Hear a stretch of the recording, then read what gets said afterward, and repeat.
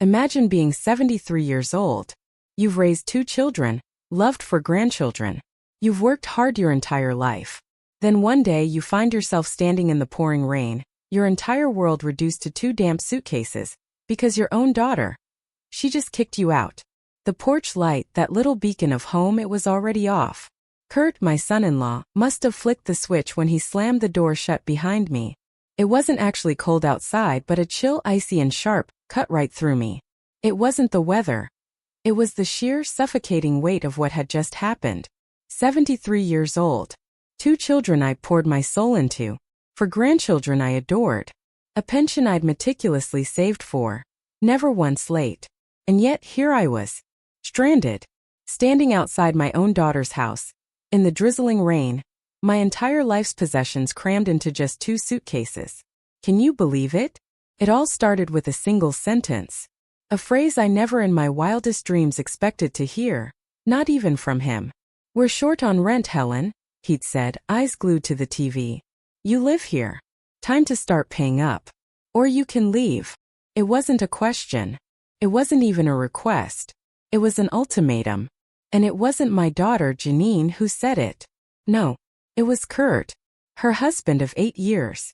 Slumped on my late husband's favorite armchair. That worn, comfortable seat that now, inexplicably, felt like it had always belonged to him. His stained sweatshirt, his casual indifference, it was chilling.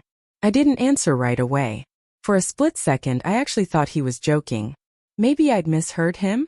Or perhaps it was just the frustrated rambling of a man who felt powerless, unemployed, deeply embarrassed. But then I saw his eyes. Cold. Stone cold serious. And Janine? She didn't say a word. Not one. I suppose deep down I should have seen it coming. For weeks, the atmosphere in that house had been thickening, suffocating. Whispered conversations that abruptly stopped when I walked in. Kurt always snapping at the kids. Janine rubbing her temples, a constant headache etched on her face whenever I dared to ask if something was wrong. But nothing, absolutely nothing, prepares you for the gut-wrenching moment when your own child stands silently beside the man who just threatened to throw you out, and chooses not to say a single word in your defense. So I just said, no. Not loudly. Not with anger. Just a quiet, firm no. "Kurt, I'm not giving you my pension." I think the sheer calm in my voice shocked him. He probably expected tears. Pleading. Me softening. But I'd spent most of my adult life softening myself for other people. Smoothing out my opinions. Stepping back. Making things easier for everyone else. That part of me? It was utterly exhausted. Worn thin. Gone. An hour later I returned from the pharmacy. My bags were already packed. Neatly placed by the front door. Lined up like I was a guest who'd overstayed her welcome, or a package ready for pickup. I knocked. No answer. My hand stayed raised in the drizzle. I could hear the television inside cartoons, probably for the twins, but no one came to the door. No one. My bags weren't heavy. I've never been one for clutter. A few changes of clothes, my photo album, my Bible, a precious scarf my mother gave me, and that pension card. The one that had suddenly become the object of someone else's intense entitlement. The neighbors across the street? They either pretended not to notice or maybe they truly didn't. Rain has a way of muffling drama, doesn't it? Turning it into something private, something you suffer alone.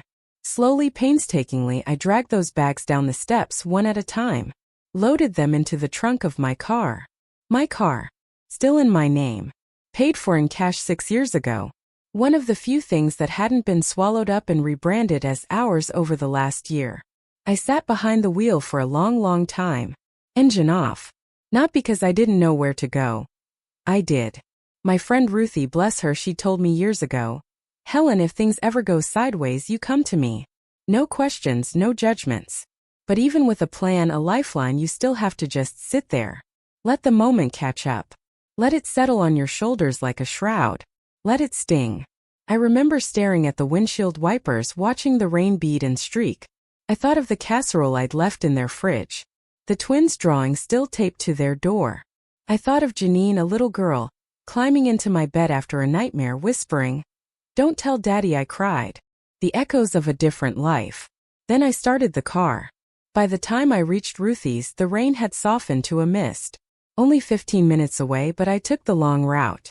I needed the drive. That slow stretch of road where James and I used to walk on Sunday evenings. The gas station where I once got locked out of my own car. And a teenage clerk offered to call my son, before I realized I didn't have his number memorized anymore. Ruthie opened the door before I even knocked.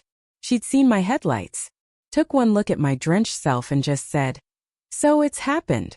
I nodded. She didn't ask what. She just pulled me into a hug, a fiercely solid embrace, and whispered, "Tea or whiskey?" I chose tea. I always do.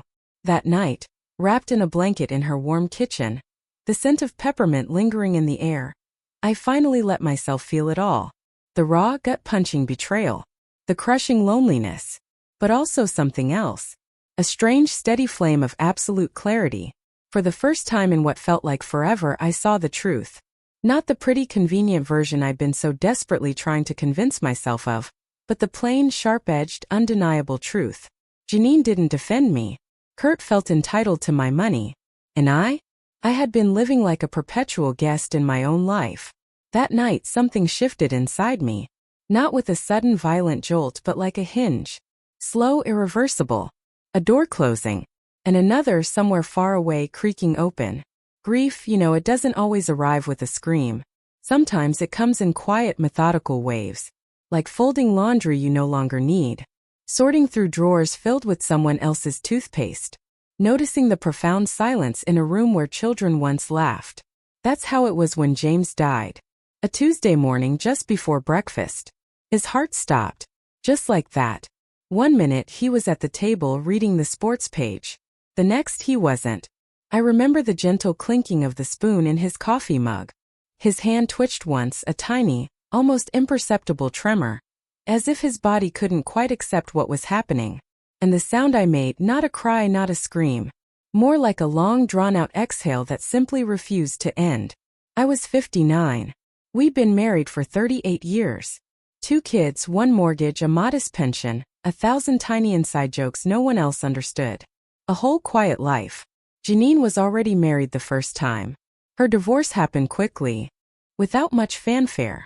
One day she showed up at my door with a duffel bag and a 2-year-old Chloe, asking if she could stay just for a week or 2. Of course, I'd said. We cleared out the guest room. A week turned into 3 months. It didn't bother me. I liked the sound of footsteps in the house again. And Chloe? Oh, I adored her. Her bright eyes, her crooked little teeth, the way she'd cling to my knees when she was tired. She reminded me so much of Janine as a child, back when I was still allowed to soothe her. Janine eventually got back on her feet, found work at a design firm, started seeing someone new. I babysat whenever she asked, cooked when she was too tired, stayed up late ironing her clothes for early meetings. I didn't mind. I told myself it was temporary, just a phase. Motherhood, you see, it never really ends, no matter how old your children get. Then came Kurt. And I'll admit he was charming. The kind of man who remembered your birthday, bringing supermarket flowers with a flourish. Who'd compliment your roast chicken, even if it was a little dry. He made Janine laugh, truly laugh. And after everything she'd been through, that felt like a precious gift. So I ignored the little things. How he'd always change the subject when conversations got too serious. How he never offered to help clear the dinner table. And that one time while pouring himself a drink he casually asked, "So, how much is your house worth these days, Helen?" I told myself I was overreacting. That I was just looking for flaws because I didn't want to lose my daughter to someone else's orbit. But with age you develop a certain intuition. An ability to feel when someone is watching you. Not with affection or care, but with cold, hard calculation. Still I said nothing. I smiled. I handed Chloe over without hesitation when he offered to take her to the park. I thanked him when he fixed the dripping faucet, even though James would have done it better. And when they decided to move into a bigger place, and asked if I'd consider selling my old house to help with the down payment, I said yes. Not because I fully trusted Kurt, but because I trusted Janine. Or at least I desperately wanted to. Their new house was bright, open, modern. Far too many white surfaces if you asked me. They insisted I keep a key. "Your family," Janine had said. By the way, if you're still listening to this unfolding story, and I truly hope you are, please take a moment to hit that subscribe button. It really helps me keep sharing these deeply personal, often unbelievable, experiences. First, I visited occasionally, then weekly. Then, somehow the visits grew longer. Overnight stays became full weeks when Janine traveled for work. "The kids love having you here," she'd always say. Then came the fall. I tripped on the back steps of my own rented unit, tore a ligament in my ankle. The offer to move in came fast. "Mom, why don't you just move in with us for a while? You shouldn't be alone with that leg. It's not safe." I resisted. I had a life, limited though it was. My own space. My own rhythm. But Janine insisted. And I wanted so badly to believe she meant it. I moved into the upstairs bedroom, the one with the sloped ceiling and a view of the neighbor's pool. First it felt temporary. Just a few weeks until my leg healed. Then a few more. Then somehow my mail started arriving at their address. My pension went into their shared account, just to simplify things. My few belongings were slowly boxed up, stored in the garage to make more room for the kids. I didn't complain. Not even when Kurt at dinner joked, "You should pay rent, Helen. You eat more than all of us combined." I laughed. It seemed safer than asking if he actually meant it. Janine worked long hours. Kurt less so. He'd had jobs, real estate, then some online venture, then nothing for a while. His days were spent half watching sports, half scrolling his phone. The kids adored him. He was fun. Spontaneous. The complete opposite of me. And so, more and more, I became invisible. When Chloe turned 11, she stopped knocking on my door at night. When Danny started school, he barely noticed whether I packed his lunch or not. I told myself this was how things were supposed to go. Grandmothers were meant to fade into the wallpaper. Offer wisdom when asked. Step aside when not. But I wasn't wallpaper. Not yet. And I certainly hadn't spent 30 years saving pennies in coffee cans only to be told I owed rent on a house I didn't even own. I had not held my daughter through divorce and childbirth just to be discarded like some misplaced lamp. Looking back, I can see how impossibly gradual it all was. 1,000 tiny surrenders, 1,000 minuscule shifts until finally that sentence that changed everything. "We're short on rent. Give us your pension or leave." And my single quiet word. No. It wasn't the first time Kurt had brought up money, but it was the first time he'd said it like that. Like I was a liability. An invoice. Something long overdue. The months leading up to that moment had been a slow, insidious erosion. You don't always notice erosion when it's happening, do you? It's just a new crack in the plaster. A missing cup from the cupboard. A sigh too long from someone across the table. But eventually something collapses. After I moved in, things were gentle for a while. Janine cleared a drawer for me in the kitchen. The children left "Love you, Grandma" notes on my pillow, scrawled in bold marker. Kurt was polite, even gracious. He'd joke about 3 adults under one roof, but he'd smile when he said it. First. Then his job ended. "Temporary," he said. "The company's shifting directions." Then freelance. Then consulting. Then eventually nothing. He started spending his days at home, always in the living room, always with a drink in his hand too early in the day. And the entire mood of the house shifted with him. Janine picked up more hours. She started snapping at the kids at me. I offered to help more. Took over dinner. Picked up the kids from school. Even washed Kurt's laundry when the hamper overflowed. I genuinely thought I was easing things. Supporting the family.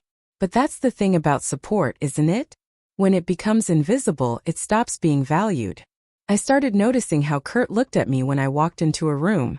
Not with resentment, no. With something sharper. A cold calculation. Like he was measuring me against some invisible debt ledger. Keeping score. The first real hint came when I overheard him on the phone. He was pacing in the kitchen, not realizing I was nearby. "She gets a pension, of course she does. Full state benefits. She doesn't even pay rent." That last part stuck with me. The way he said it, like I was freeloading. I mentioned it to Janine later, gently. We were folding laundry. "Kurt seems a little tense lately," I'd said. She didn't look up. Just kept folding. "We're all tense, Mom. It's been a hard year." "I know," I said. "If there's anything I can do." "You're already helping," she said quickly. A little too quickly. "Don't worry about Kurt. He just carries stress badly. I should have pushed. But I didn't. Then came the bill envelopes. Left on the table almost deliberately where I couldn't miss them. Rent. Electricity. Internet. Groceries.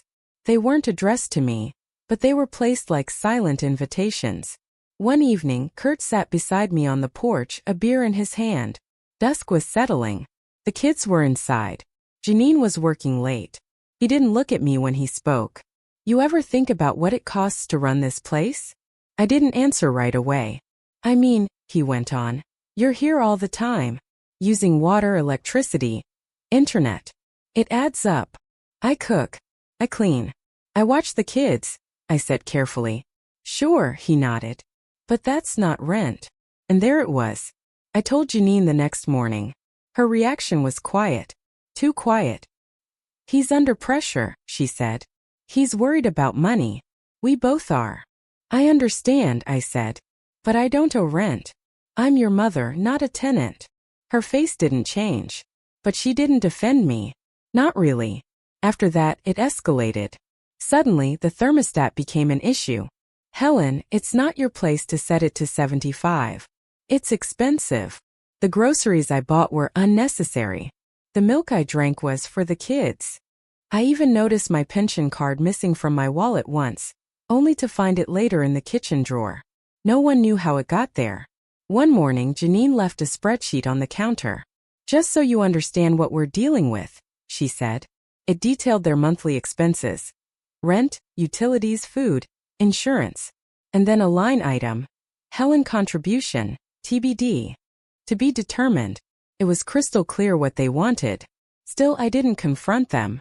I wanted to believe it was just desperation talking. A phase. A rough patch. Then, during one of those tense dinners where no one spoke unless it was to pass the salt, Kurt set his fork down. Looked directly at me. Look, Helen. We're short on rent and you live here. We need your pension this month. All of it. He didn't blink. I looked at Janine. She didn't meet my eyes. She didn't say anything. I felt my face go cold. Not from rage. From disappointment.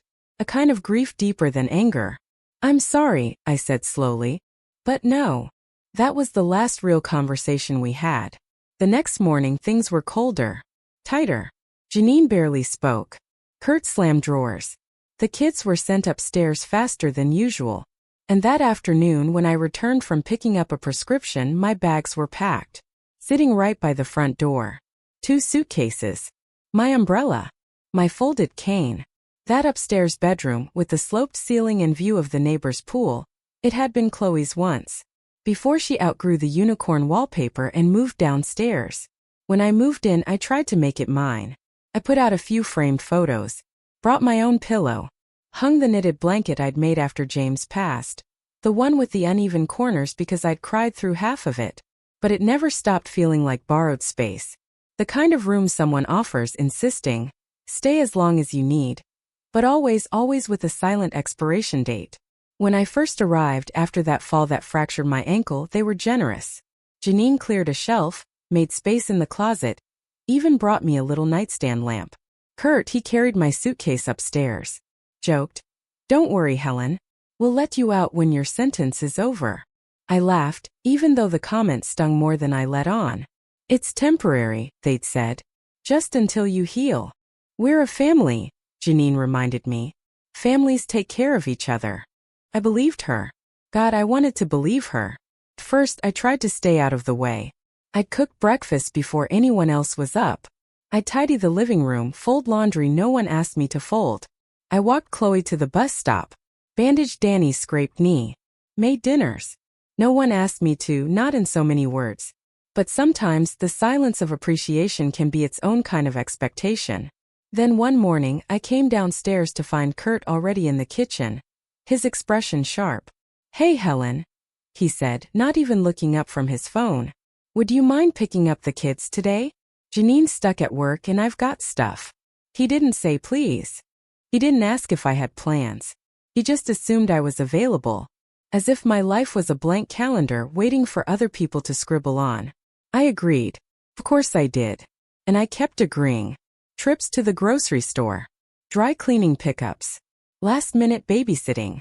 Then came the first utility bill, handed to me with a smile. Mind helping out this month? It was phrased like a favor. A small thing. And I was still under their roof, still not fully healed, still grateful. So I helped. Once. Then twice. Then it stopped being a question. You've got your pension, Kurt reminded me one evening, gesturing to a bill on the table. It's not like you're paying rent anywhere else. I remember that sentence so clearly, because it was the first time I truly understood how they viewed me. Not as a person, not as a mother, not as family, but as an asset. I told myself they were stressed, that things would get better. I rationalized it. It's what mothers do. It's what grandmothers do. But the very nature of the house had changed. Janine started referring to it as our space. When asking me to keep the TV volume down, Kurt moved my mail into a drawer so it wouldn't clutter the counter. And Danny, one afternoon with that casual cruelty only children can master, told me, "Mom says you're just visiting for a while." Visiting. After 6 months. I tried to talk to Janine. I picked an afternoon when the kids were at school and Kurt was out. She was folding laundry on the couch.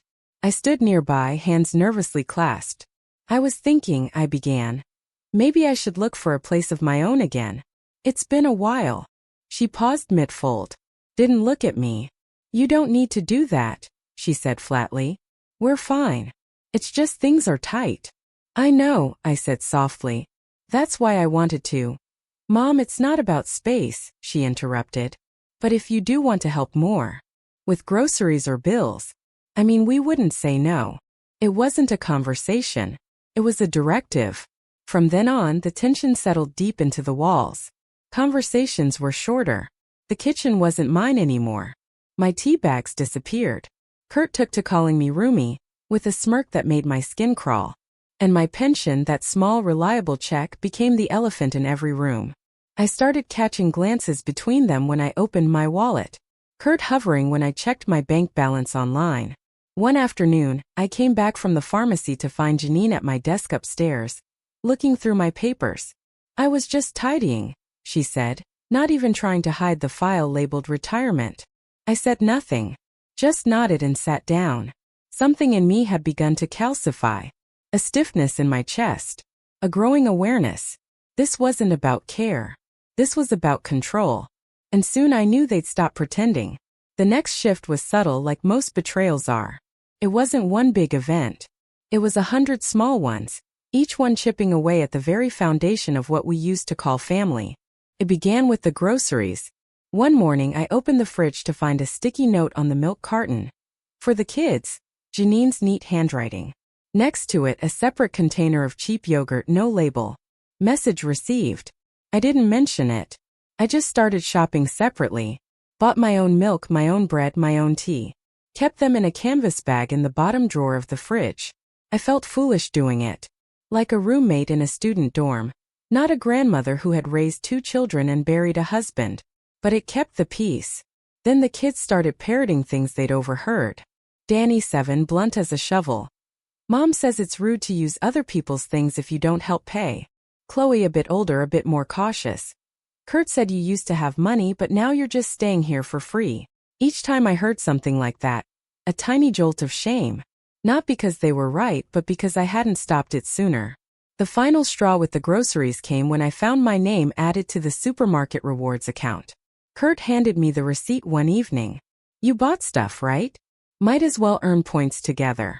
The list was almost entirely his. Protein powder, imported beer, razor cartridges.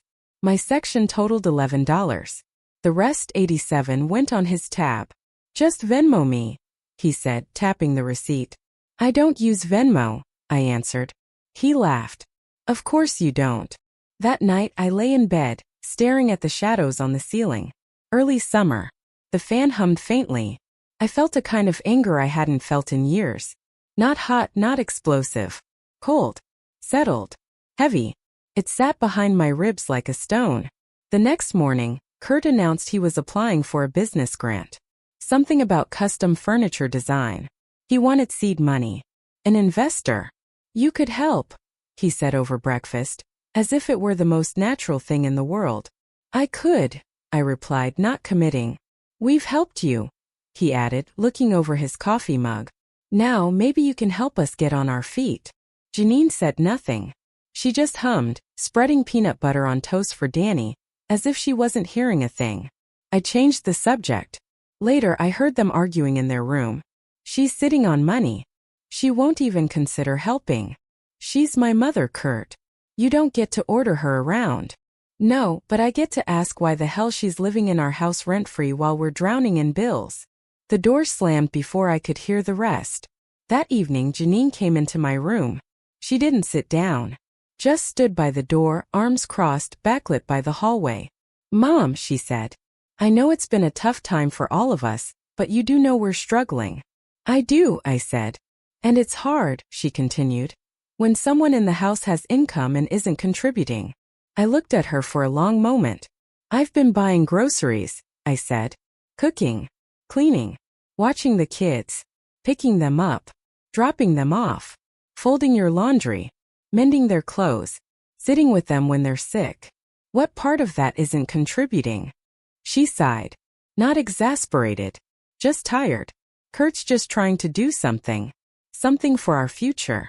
And I'm just trying to survive, I said. That was the first time I saw her flinch. After that, things got quieter. Conversations shorter. Smiles more strained. I started staying out of the kitchen when Kurt was home. Took longer walks. Kept to my room. But the tension didn't ease. It mounted. And it finally turned into a demand. One night, after the kids were in bed, Kurt called a family meeting. Janine sat beside him. She looked utterly exhausted. We need to talk about expenses, he began.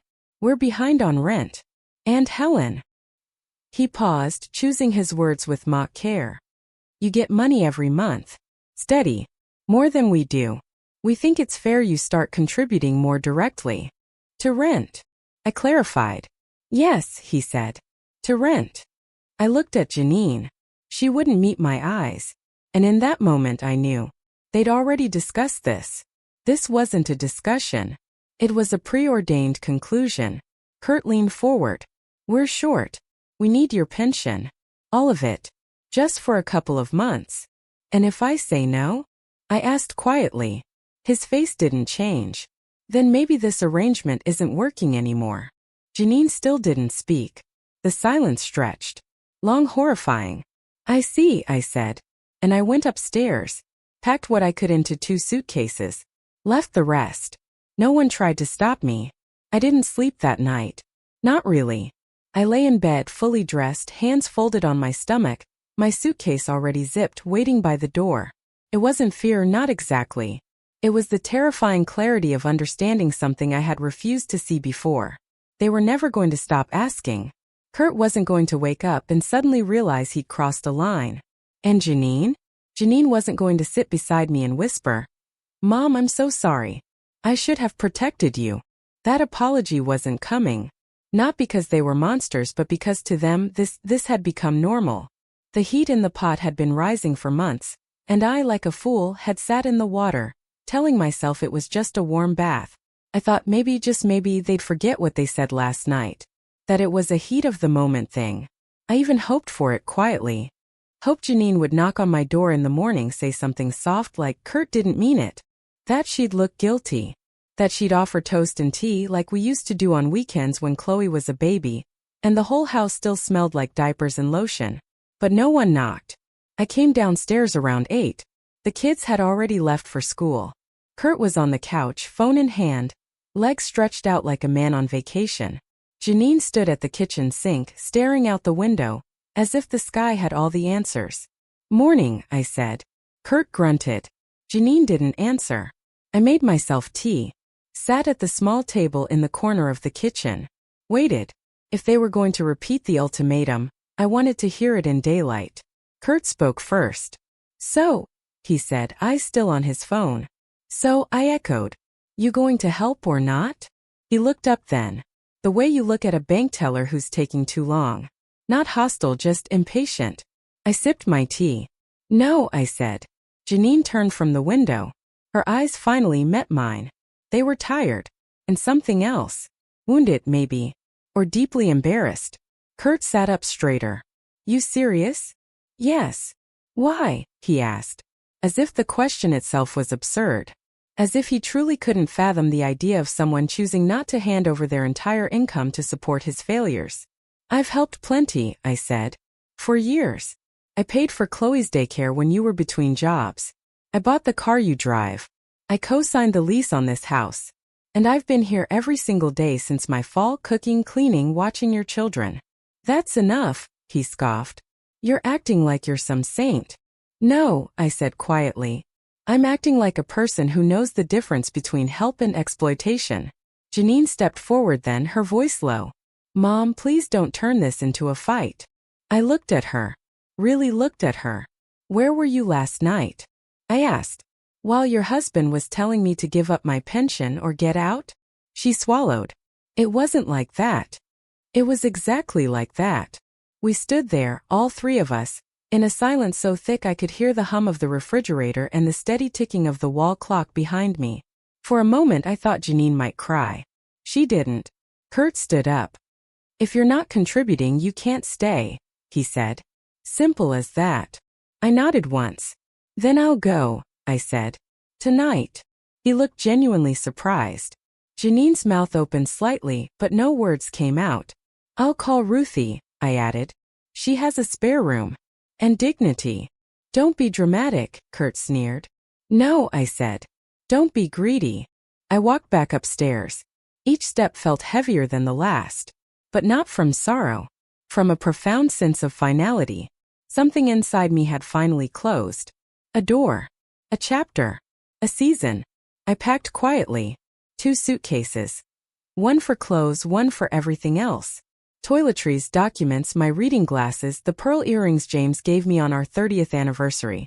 I left the knitted blanket. Let them have it. It had seen too much now. I was almost done when I heard movement outside my door. A shadow. Then retreating footsteps. No knock. I waited. Still nothing. At 5:30 I left the room.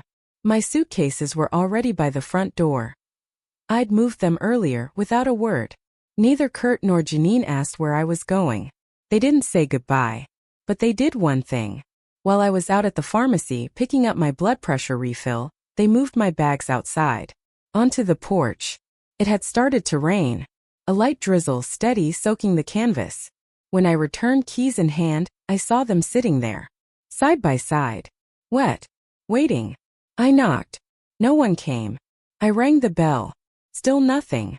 I stood there for a moment, watching the curtains shift slightly in the living room. Someone was there. Someone saw me. They just didn't move. So I reached for the suitcases, one in each hand. Walked them slowly down the porch steps. My shoulder ached. My wrist throbbed. I didn't rush. I loaded them into the trunk of my car. Wiped my glasses. Looked back once. Just once. At the house where my grandchildren slept. Where my daughter had once asked me to stay forever. Where my son-in-law had just erased me with a shrug. Then I got behind the wheel. And I drove away. Strange, the things you think about when your world falls apart. Like how impossibly heavy a suitcase feels after only a few steps. How rainwater seeps through fabric faster than you'd expect. How a porch you once swept clean every Saturday morning can suddenly feel foreign. Like someone else's stoop. Like a hotel you were unceremoniously checked out of. I didn't cry when I drove away. Not on that short, blurry ride to Ruthie's. I kept my eyes on the road, hands clenched tight on the wheel, knuckles white with the grip. 1 mile, I told myself. Just get through 1 mile. Then another. Her porch light was on. She must have been watching for me. When she opened the door, she didn't say anything at first. Just held out her arms. And that's when I finally let myself feel it. The raw guttural release. I didn't think she'd let it happen. I whispered into Ruthie's shoulder. I thought maybe she'd stop him. I know, honey, Ruthie said, holding me like I was a little girl again. I know. We didn't talk much that night. She brought out towels for my bags, which were damp around the zippers, and made us both tea. Chamomile. The good kind, not the cheap grocery store stuff. I sipped it slowly, watching the steam curl around my hands. It took a full hour for my body to stop shivering. I've got the spare room ready, she said after a while. It's small, but the bed's firm and the heat works. It's perfect, I said. And it was. It didn't have framed pictures or scented candles or anything staged, but it had warmth. A blanket folded neatly at the foot of the bed. A small lamp. A profound sense that I was allowed to take up space. I sat on the edge of the mattress for a long time before changing clothes. My nightgown was still damp at the hem. I pulled on an old sweatshirt instead. Borrowed socks from Ruthie's drawer. They had tiny stars on them. Lying in the dark, I kept thinking. They really did it. Kurt had threatened it, yes. But Janine? I hadn't believed she'd actually go along with it. That she'd stand silent in the living room while I stood at the door, bags in hand, shoulders wet. That she'd let her own mother knock and be ignored. But she had. And once you know what someone is capable of, you don't unknow it. The next morning I woke early. My body was sore stiff, but my mind? It was sharper than it had been in weeks. Clarity has a way of creeping in after the storm, doesn't it? I sat with Ruthie at the kitchen table, and while she made scrambled eggs, I started listing things in my head. My pension account. The bank login I hadn't dared check in weeks. My medical records kept in a folder back at Janine's, now inaccessible. My will.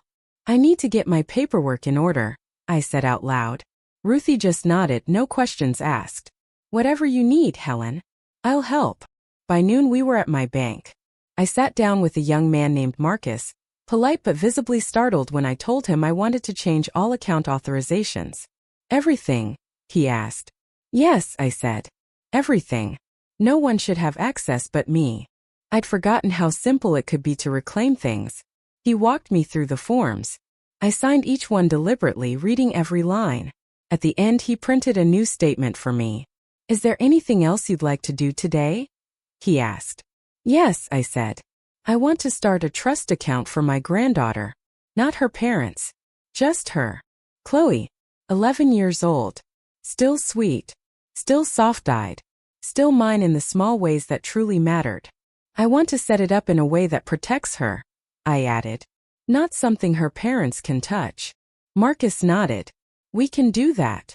After the bank I called a lawyer. Frances Darrow. The same woman who'd handled James's will. She still had an office downtown. Still kept her receptionist on a strict calendar. Frances, I said when she picked up. It's Helen Whitmore. I need to update some documents. She didn't ask why. Just said, come in tomorrow at 10 o'clock. That evening, I sat in Ruthie's spare room again, this time with a notepad. I started writing. Everything I'd paid for in the last 3 years. Janine's car. Kurt's failed landscaping business. Chloe's tablet. Danny's orthodontist. Groceries. Rent. Christmas presents. Their last vacation, plane tickets I'd booked using my own account. I listed them. Not out of bitterness, though some of it was certainly bitter. But out of a desperate need to remember. To see it plainly. To stop pretending it had been a shared life. I closed the notebook when I reached 27 line items. And I promised myself something. No more. No more silent giving. No more hoping they'd somehow see my sacrifices and offer warmth in return. I had given enough. Now it was time to protect what remained. Frances greeted me at her office door with the same calm presence she'd always had. Neatly pressed slacks. Soft linen blouse. Silver hair pulled back into a clip that hadn't changed since the 90s. Her eyes, behind simple wire-framed glasses, were still impossibly sharp. You look well, Helen, she said, though we both knew better than to completely believe that. I sat across from her at the polished oak desk. The air smelled faintly of printer ink and the lavender hand lotion she always used. I need to make changes, I said. To everything. She nodded once. Power of attorney revoked, I stated. Effective immediately. Will rewritten. I want my granddaughter, Chloe, to be the beneficiary. Not Janine. Not Kurt. Frances didn't blink. She simply reached for a pen and pulled a blank legal pad towards her. Trust structure, she murmured. Separate account. No access for her parents. Age-restricted release. I want her to have something when she's older. When she can use it wisely. She made a note. And the house? She asked. I hesitated. Technically, it wasn't mine anymore. I'd helped with the down payment, but it was in their name. A detail I'd allowed without protest at the time. There's nothing I can claim there, I said. But I want everything else out of their reach. Francis looked up. This isn't about revenge, is it? No, I said. It's about correction. She smiled faintly. Good. We spent the next hour going through forms, designations, documents I hadn't touched in years. James had kept everything in pristine order. After he passed, I'd maintained it more out of habit than intention. Until now, it hadn't occurred to me that order could be weaponized. Or that silence too had legal consequences. Frances folded the papers into a folder with my name embossed on it. You'll come back next week to sign the final version, she said. But the authorizations, those can be changed today. Do it, I said. As I left her office, I felt lighter. Not free, not yet. But profoundly grounded. Anchored in something I hadn't felt in a long, long time. Control. Back at Ruthie's, I sat at her kitchen table and told her everything. She didn't interrupt. Just refilled my tea and nodded occasionally. They're going to call, I said. Eventually, when they realize what's happened. Ruthie just raised an eyebrow. And I'm not answering. That evening my phone began to buzz. First Janine. Then Kurt. Then Janine again. No voicemails. Just missed calls. I turned the phone face down. They didn't know yet, but they were starting to sense it. The silence was its own message. The next morning, a knock came at the front door. It wasn't them. It was a courier. A single manila envelope addressed to me. No return address. Inside a letter. Handwritten. Mom, I don't know what happened. I know you're hurt. I know Kurt can be difficult, but this is family. We're supposed to help each other. You've been a part of this house, of our lives. The kids miss you. I miss you. Please call me Janine. No apology. No acknowledgement of what she'd allowed. No mention of the bags on the porch in the rain. I folded the letter carefully and placed it back in the envelope. Not to destroy it, not to reread it. Just to put it away. Where it belonged. In the past. Ruthie came into the room and sat beside me. She didn't ask what was in the envelope. Instead, she said, "Have you thought about where you'll go next?" I nodded.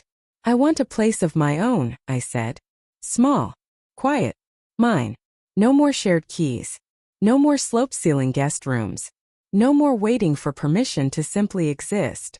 She raised her teacup to that. We clinked cups like old friends on a porch swing. Like women who had spent lifetimes bending around others, and finally remembered how to stand tall. That night, I opened the notebook again, the one with the list. I drew a firm line under the last item. Then, in bold, deliberate letters, I wrote, "No more asking. No more waiting. No more silence." I closed the notebook. Tomorrow I'd find a new apartment. Tonight I'd sleep without worry. The apartment wasn't fancy. A one-bedroom on the second floor of a building built sometime in the 70s. Beige carpeting that had seen better decades. Kitchen cabinets that creaked if you opened them too fast. But it had windows that caught the afternoon light. The neighbors were quiet.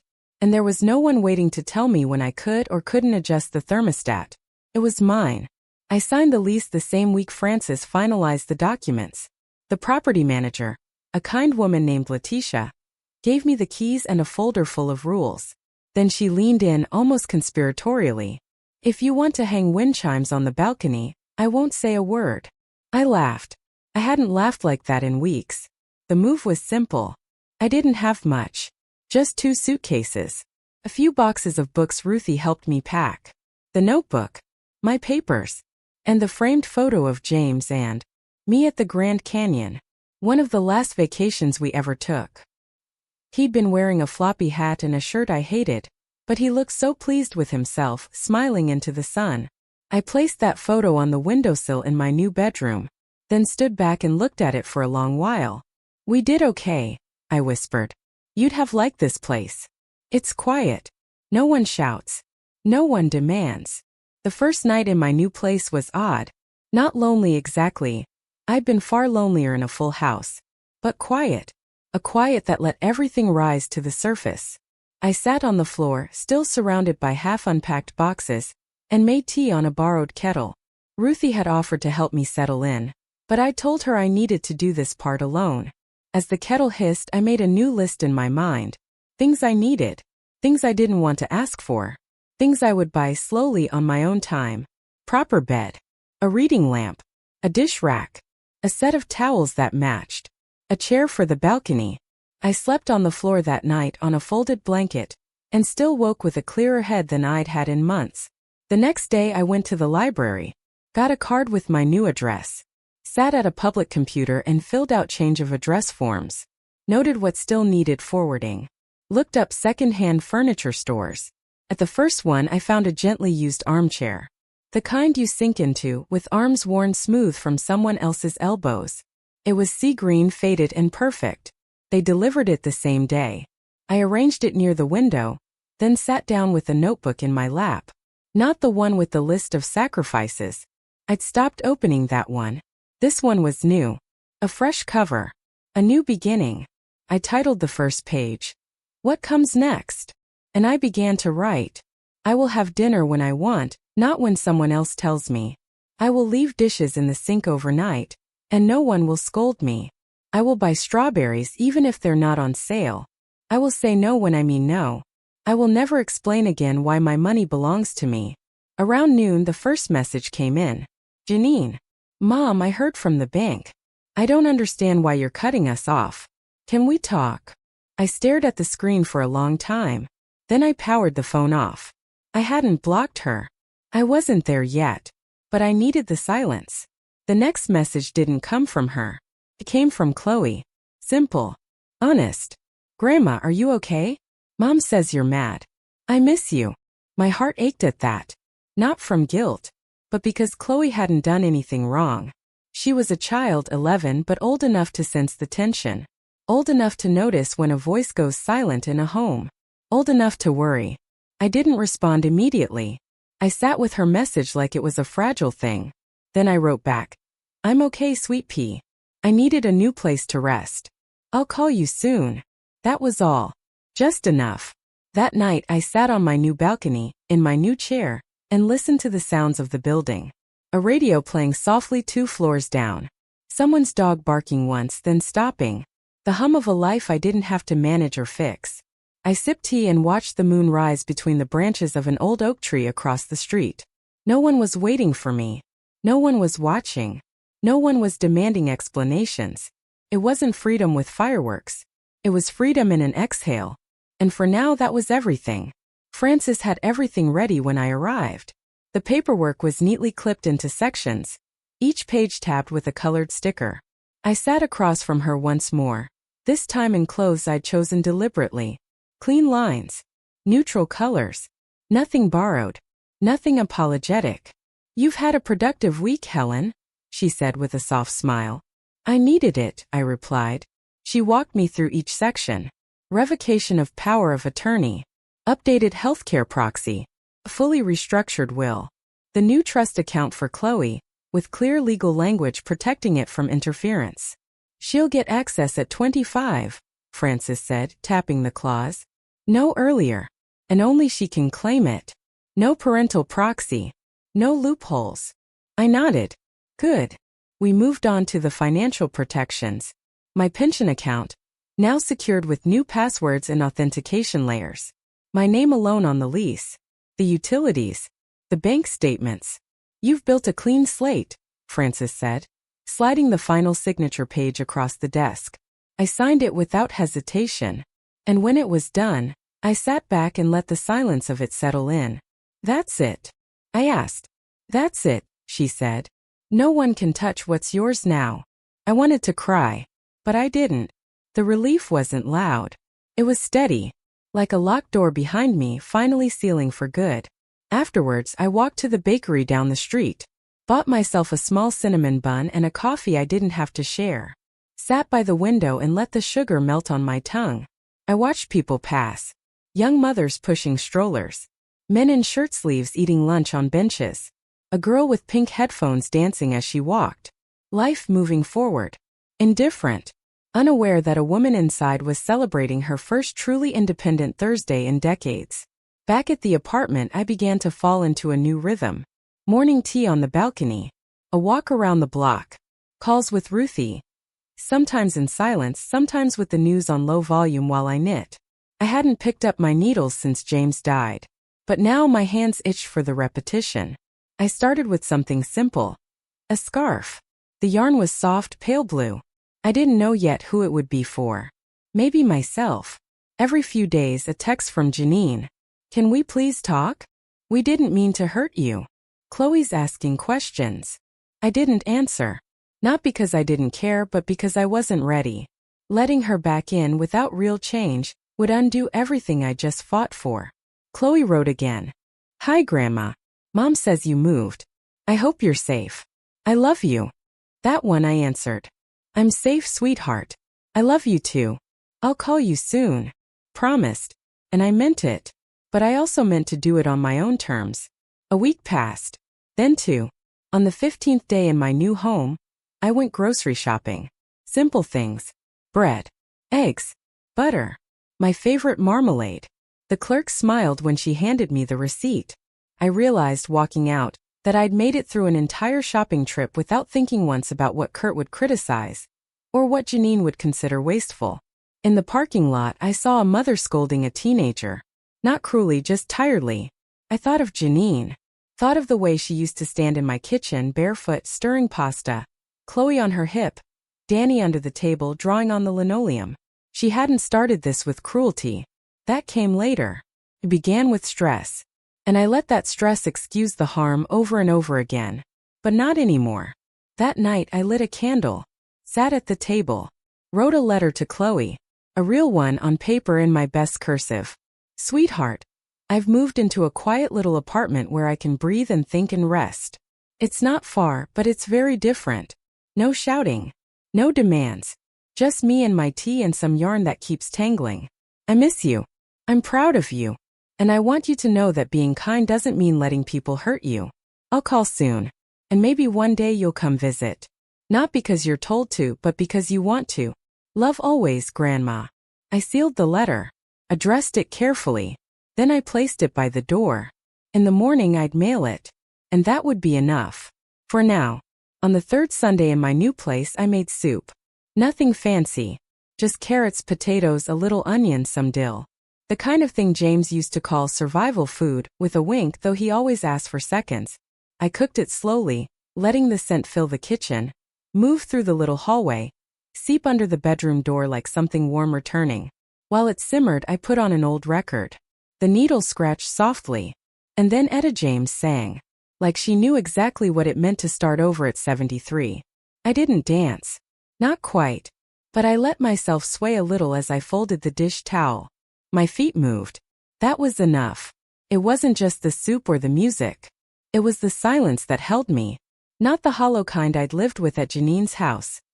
The kind filled with judgment and tension. This was real silence. Soft. Earned. Quiet that welcomed me. Later that afternoon Ruthie called. You up for a walk? She asked. I've got shortbread and a thermos full of tea. I'll be there in 20, I said. Her street was 3 blocks down. A slight incline that made my knees grumble but not protest. I took my time. The wind was brisk but the sun was kind. I passed 2 couples. A woman walking a corgi. A boy on a scooter who gave me a wide berth without needing to be told. I'd forgotten how polite the world could be when no one was watching to criticize it. Ruthie had a little bench in her front garden. She'd put out cushions and a throw blanket, like it was a grand occasion. Thought we'd celebrate your first month of freedom, she said, handing me a cup. It's not quite a month, I said. Close enough, she grinned. We sat there, sipping, nibbling, saying little. I told her about the scarf I was knitting. She told me about the neighbor's son getting married to a girl from Wisconsin with a laugh like a church bell. I listened. It felt good, just to be near someone who expected nothing from me. At one point Ruthie turned to me and asked, Do you miss them? I didn't pretend not to know who she meant. Sometimes, I said. Not the house. Not the tension. But Janine. And the kids. She nodded. Of course. And sometimes, I added, I wonder if I should have spoken up earlier. Not let it get so far. She gave me a look. The kind only old friends can give. The kind that says, don't you dare start blaming yourself now. You did what you had to, she said. And then when it was too much, you did what was right.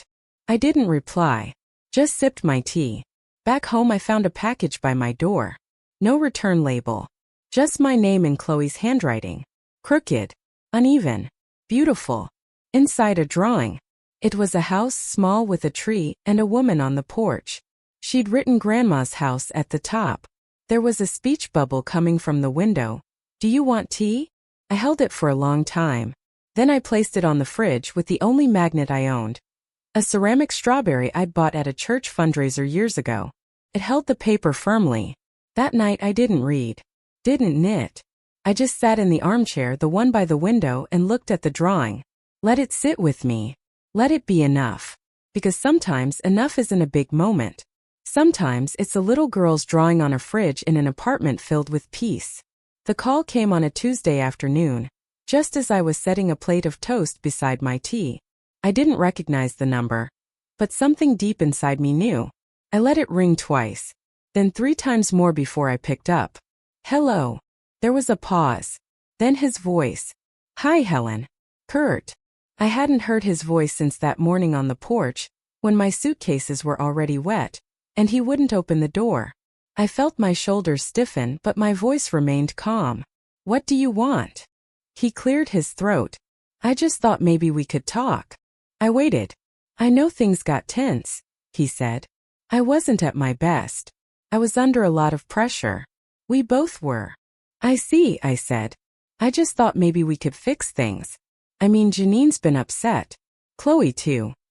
I let the silence hang long and heavy. I'd learned the power of silence. Finally, he added, she's been asking about you a lot. I'm not the one who locked a door on her grandmother. He didn't respond to my earlier silence. Kurt, I said, I'm not interested in apologies that sound like excuses. Another pause. Well, if you change your mind. I won't. I hung up. It took me a full minute to move. My hands were steady, but my chest felt hollowed out. I stood at the window, watched the light shift on the building across the street, breathed deeply through my nose. Then I sat down and ate my toast. An hour later, the phone rang again. Chloe. I picked up before the second ring. Hi, Grandma. Hi, sweetheart. Her voice was smaller than usual, like she'd crept off somewhere quiet just to call me. I got your letter. I'm glad. She was silent for a moment. Then she asked, can I visit you? I hesitated. Not because I didn't want her. I wanted her more than anything. But I knew what that visit would mean. Knew it would be followed by questions. Knew it might not be clean. Do your parents know you're calling me? I asked. Not this time, she said quietly. But I told Mom I missed you. She didn't say no. That said everything. All right, I said. You can visit. But it has to be your choice. Not theirs. I want to, she said immediately. Can I come this weekend? Just for a little while.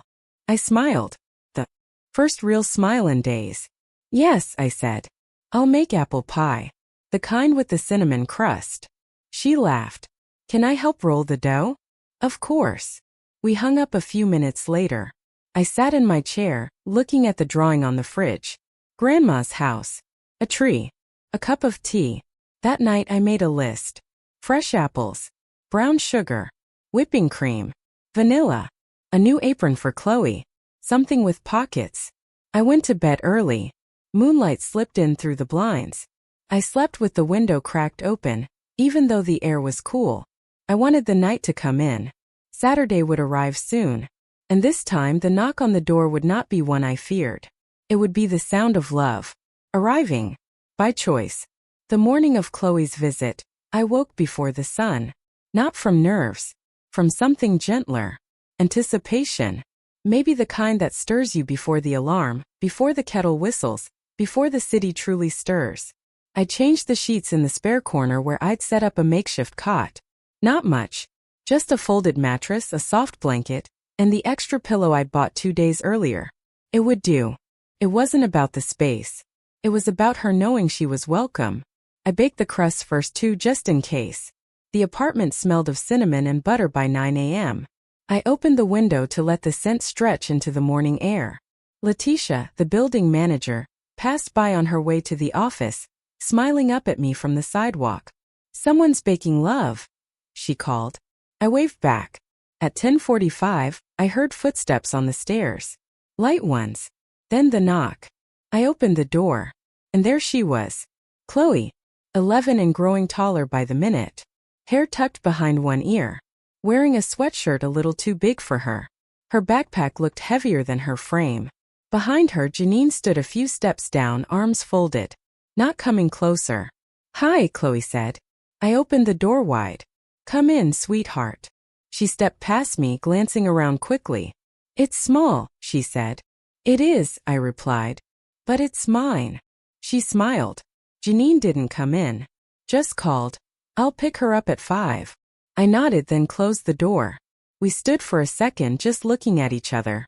"Do you want tea?" I asked. She grinned. "You really do say that all the time." We sat at the small table. 2 mugs between us, steam curling. I didn't rush her. Let her eyes wander the room. Noticed the photo of James on the sill.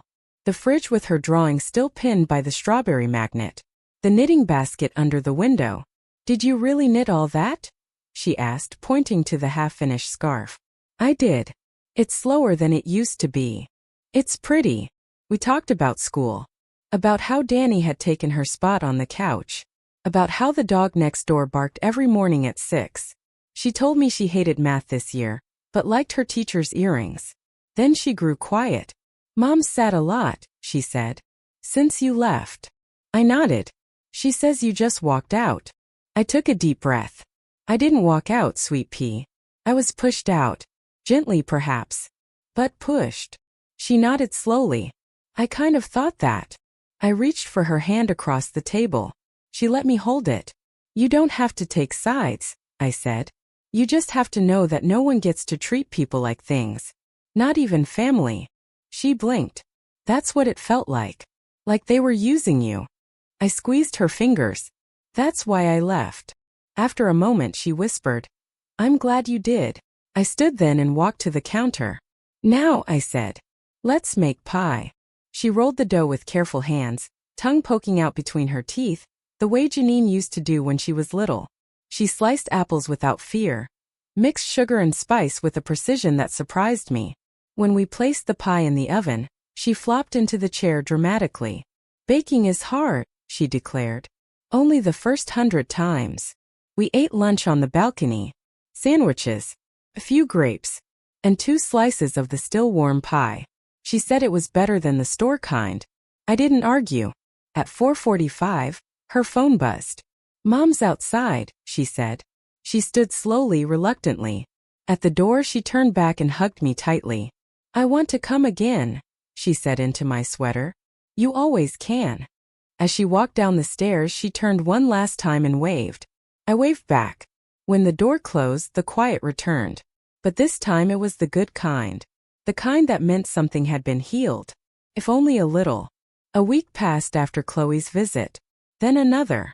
The pie plate sat in the drying rack for 3 days before I finally put it away. Not because I forgot, but because I wanted it there. Visible.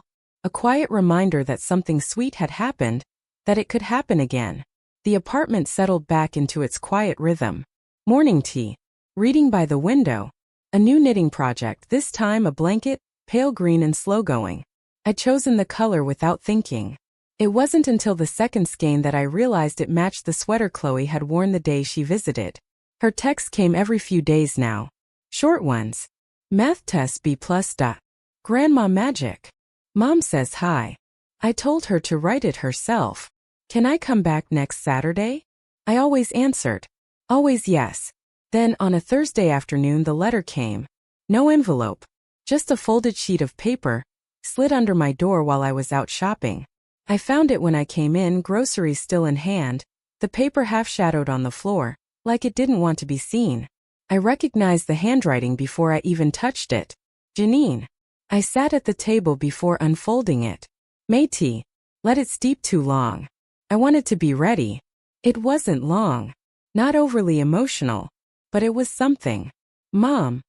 I've been thinking a lot about what happened. About what I let happen. I don't expect you to forgive it. I don't know if I would if I were you. But I miss you. I miss the way the house used to feel when you were in it. The kids miss you too. Kurt says nothing, but I see it in the way he doesn't touch the thermostat anymore."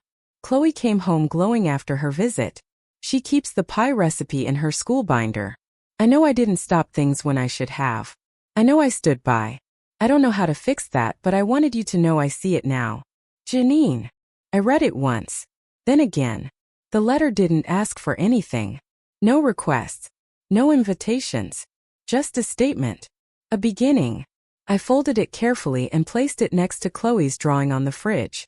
It wasn't absolution, but it was the first honest thing I'd heard from Janine in a long, long time. Later that evening I sat on the balcony, blanket over my knees, and watched the sun sink behind the apartments across the street. The wind moved gently through the leaves. My tea had gone cold, but I didn't mind. I thought about what it meant to forgive. Not to forget. Not to excuse. But to choose peace for myself. To unclench the part of me that had been holding its breath since the day I packed my suitcases. I didn't know if I was ready to write back. But I knew one thing. I wasn't angry anymore. And maybe for now that was enough. The second time Chloe visited, she brought a plastic bag full of cookies she'd made herself. They're kind of hard, she said, holding the bag out like it was precious cargo. Danny said they tasted like soap, but he also ate 5. We sat at the table and bit into one together. It was indeed hard, and a little soapy, but I smiled and said, "He's clearly just jealous." She grinned wide. That gap in her top row of teeth still hadn't closed. She stayed longer this time. We didn't bake. We didn't need to. We just sat. She asked about the scarf I was knitting. Told me about a friend at school who wore purple eyeshadow and didn't care what anyone said. I told her I admired that kind of girl. Chloe nodded. "I think I'm going to be like that." "You already are," I said. When Janine came to pick her up, she didn't stay on the stairs this time. She walked all the way up. Stood at my door, arms folded. Not defensive but unsure. I opened it before she could knock. "Hi," she said. "Hi." She glanced inside. Saw Chloe gathering her things. Then looked back at me. "I meant what I wrote," she said. "And I'm sorry. For all of it." I nodded. "I know." She hesitated. Then said, "If you ever want to come by just to visit, the kids would like that." "I'll think about it," I said. And I meant that. I wasn't promising. But I wasn't slamming a door either. Chloe hugged me twice at the threshold. Janine didn't push for more. They walked down the stairs together, and I watched them disappear around the corner before I closed the door. I leaned against it for a long moment. Not out of grief.